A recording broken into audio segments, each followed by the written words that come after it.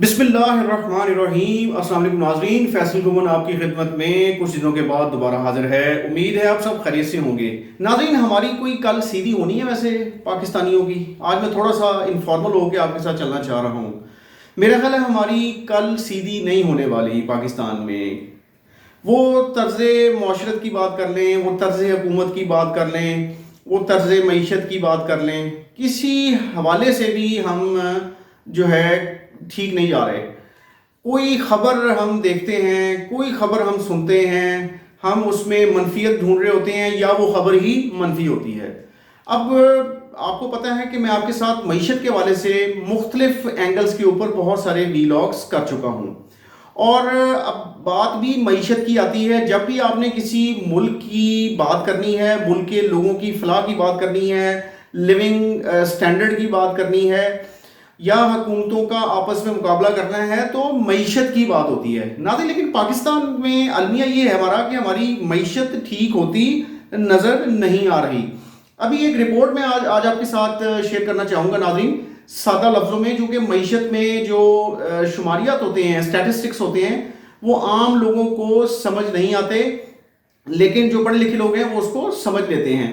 ناظرین، ہم ہر وقت بات کرتے ہیں جی کہ پاکستان میں اندرونی قرضے بڑھ گئے، بیرونی قرضے بڑھ گئے، پھر ہم ادھار لیتے ہیں، لونز لیتے ہیں، پھر ہمارا ڈیٹ بڑھتا ہے، پھر ہم پاکستان کے اندر یہ رونا رو رہے ہوتے ہیں کہ حکومت کے جو اخراجات ہیں وہ بڑھ گئے ہیں، اور جو انکم ہے، جو آمدنی ہے، وہ کم ہو گئی ہے۔ بھئی آمدنی کیوں کم ہو گئی ہے؟ اس کے محرکات کو نہیں ہم نے دیکھنا۔ آپ نے پاکستان کے اندر سسٹم کو ہائی چیک کر کے رکھ دیا ہے۔ کوئی بھی حکومت آ جائے، وہ پی ٹی آئی کی حکومت آ جائے، پی ایم ایل این کی آ جائے، پاکستان پیپلز پارٹی کی آ جائے، یا مل کے پی ڈی ایم کا چوچو کا مربع بن کے آ جائے، آپ نے چیزوں کو بہتر کرنے کی طرف جانا نہیں ہے۔ اب حالات یہ ہیں کہ آپ کے ملک میں گیس اور بجلی کا جو ٹوٹل سرکولر ڈیٹ ہے، جو آپ نے ادھار دینا ہے مختلف اداروں کو اور پرائیویٹ سیکٹر کو، وہ تقریباً کوئی 5.7 ٹریلین ہے، یعنی 5 کھرب 700 ارب۔ تو یہ اتنا بڑا ڈیٹ صرف آپ نے گیس اور بجلی کا دینا ہے ناظرین، ہم اس حکومت نے، جو پچھلی حکومتوں کے بھی اکٹھے ہوتے آ رہے ہیں۔ اور یہ ایک ڈیٹ دینے کے لیے، ایک یہ سرکولر ڈیٹ جو آپ نے دینا ہے، اس کے لیے حکومت کے پاس پیسہ کوئی نہیں ہے۔ رپورٹ ایک یہ آئی ہے جو دلچسپ رپورٹ ہے کہ مختلف عدالتوں میں حکومتی ٹیکس پھنسے ہوئے ہیں ناظرین، اور یہ ٹیکس کتنے ہیں؟ 4 کھرب 200 ارب کے، یعنی 4.23 ٹریلین آپ کا یہ ٹیکس مختلف عدالتوں میں پھنسے ہوئے ہیں۔ اور یہ کیس کتنے ہیں ناظرین؟ 1,45,000 کیسز مختلف عدالتوں میں ہیں، جو کہ ٹیکس کے ڈسپیوٹس ہیں، جس میں عام لوگ بھی آتے ہیں، انفرادی انڈیویجولز بھی آتے ہیں، بڑی بڑی کمپنیاں بھی آتی ہیں، آرگنائزیشنز آتی ہیں، ٹھیک ہے نا جی، سرکاری ادارے آتے ہیں اس کے اندر۔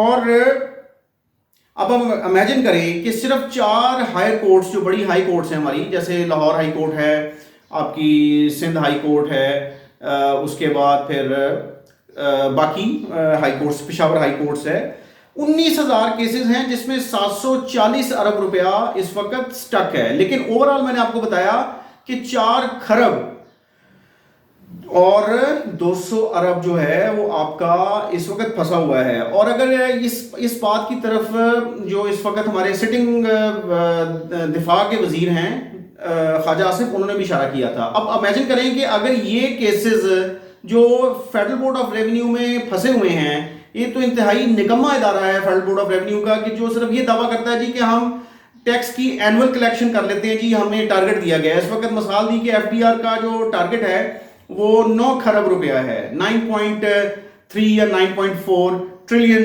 روپیز انہوں نے جمع کرنے ہیں۔ بھئی کر لیا آپ نے، اچھی بات ہے، آپ ہر سال کرتے ہیں، لیکن جو آپ کے ڈسپیوٹ پھنسے ہوئے ہیں، جو آپ کے کیسز عدالتوں میں پھنسے ہیں، وہ بھی آپ کی اپنی ناکامیوں کی وجہ سے ہے۔ آپ کا جو اپیلیٹ یہ کمشنریٹ ہے، اس کے اندر یہ کیسز پھنسے ہوئے ہیں، تو ان کیسز کو سالو کرنا کس کی ذمہ داری ہے؟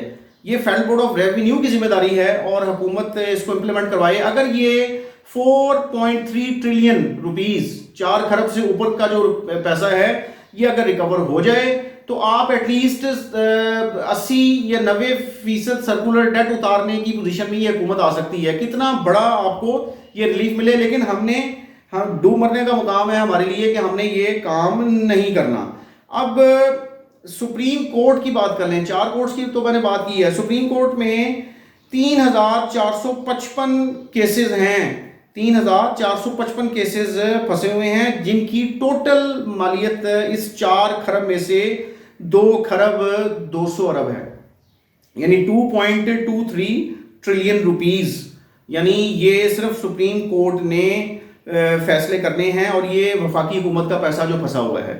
اور اگر ہم اس رپورٹ میں مزید نیچے جائیں تو اس کی مزید بائیفرکیشن آتی ہے کہ کون کون سے اپنا محکمے ہیں, کون کون سے پرائیویٹ سیکٹر ہے, اور کون کون سے انڈیویجولز ہیں جن کے یہ پیسے پھنسے ہوئے ہیں, اور ابھی تک یہ جو تنازع ہیں یہ کامیاب نہیں ہو سکے. لیکن اب حکومت نے کیا یہ ہے کہ یہ جو ڈپارٹمنٹ ہے, office of the commissioner appeals, اس کو اب انہوں نے ختم کرنے کا فیصلہ کیا ہے. لیکن ناظرین, بات کرنے کا مقصد یہ تھا کہ ہم پاکستان میں ہر وقت یہ رونا روتے ہیں کہ ہمارے پاس سرمایہ نہیں ہے.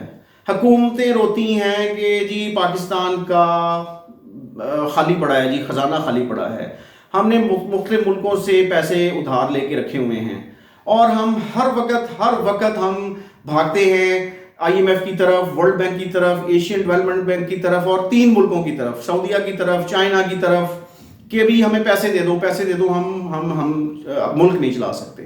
تو یہ تو رہی بات, یہ تو بہت آسان طریقہ ہے, پیسے مانگ لیں. وفاقی وزیر پہنچے ہوئے ہیں اور ایک نیا بیل آؤٹ پیکج اس کی طرف جا رہے ہیں.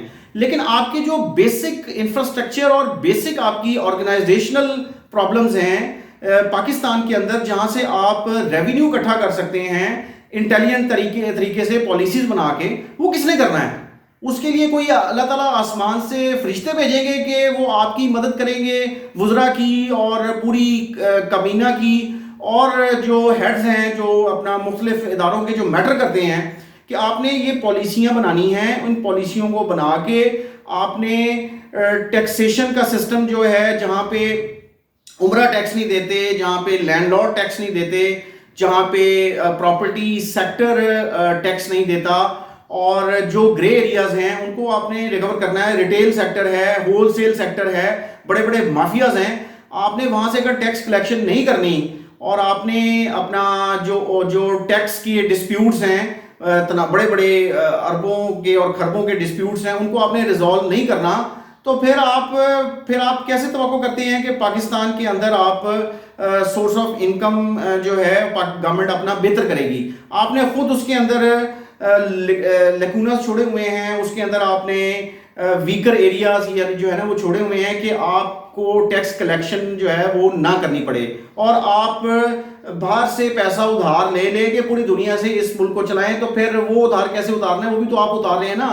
ہر مہینے آپ کے اسٹیٹ بینک سے ایک اماؤنٹ نکل جاتی ہے, جو مختلف آپ نے شارٹ ٹرم, مڈ ٹرم اور لانگ ٹرم جو بوروئنگز کی ہوئی ہیں, جو ادھار آپ نے پکڑے ہوئے ہیں, اس میں آپ جا رہے ہیں. تو اصل اب اس حکومت کی ذمہ داری نہ صرف وفاقی حکومت کی ذمہ داری, چاروں صوبوں کی ذمہ داری ہے کہ وہ ٹیکس کلیکشن کے پروسیجرز کو بہتر کریں, امپروو کریں, اور ٹیکس کلیکشن کریں. اور اس کے علاوہ ٹیکس کے مختلف ہیڈز ہوتے ہیں, اس کے اندر جہاں جہاں کمیاں ہیں وہاں پہ نئی پالیسیاں بنائی جائیں, پالیسیاں بنا کے اس کو امپلیمنٹ کیا جائے. اور جو اپنا انڈیویجولز, طاقتور طبقہ, وہ بزنس کمیونٹی ہو, وہ ریئل اسٹیٹ سیکٹر ہو, وہ ٹیلی کام سیکٹر ہو, یا اور سیگمنٹ آف سوسائٹی جو بااثر طبقے ہیں, ان سے آپ ٹیکس لیں, ان سے آپ ان کو ٹیکس نیٹ میں لے کے آئیں, اور ان سے ٹیکس لیں. اور جو ٹیکس نہیں دیتا تو ان کے لیے پھر سخت سزائیں اناؤنس کریں, جیسے پوری دنیا کرتی ہے. ایسے نہیں ہوگا کہ آپ صرف دھمکیاں لگا دیں اور کہیں جی کہ لوگ ٹیکس دے دیں گے اور ادارے ٹیکس دے دیں گے.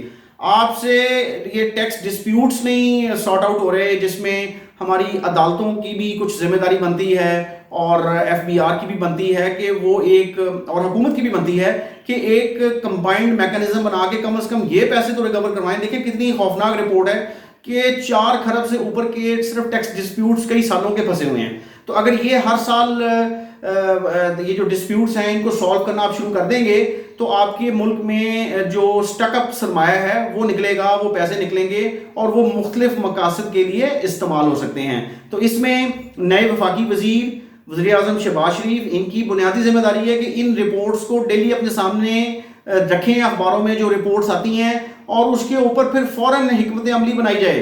और इसके अंदर फिर जो टैक्स सरकारी इदारे नहीं देते, रियासती इदारों की बात भी हो रही है, हुकूमती इदारों की बात भी हो रही है और प्राइवेट सेक्टर की बात भी हो रही है। अगर वो टैक्स नहीं देते तो फिर उनके ऊपर पेनल्टियां डालें और उनसे ज़बरदस्ती टैक्स जो हैं की जो अमाउंट्स हैं वो निकलवाएं, और अदरवाइज जो है फिर उनकी प्रॉपर्टियां जो हैं उनको सीज करना शुरू करें। अदरवाइज आप जो है इस मुल्क की कल को ठीक नहीं कर पाएंगे। थैंक यू जी, अल्लाह हाफिज़।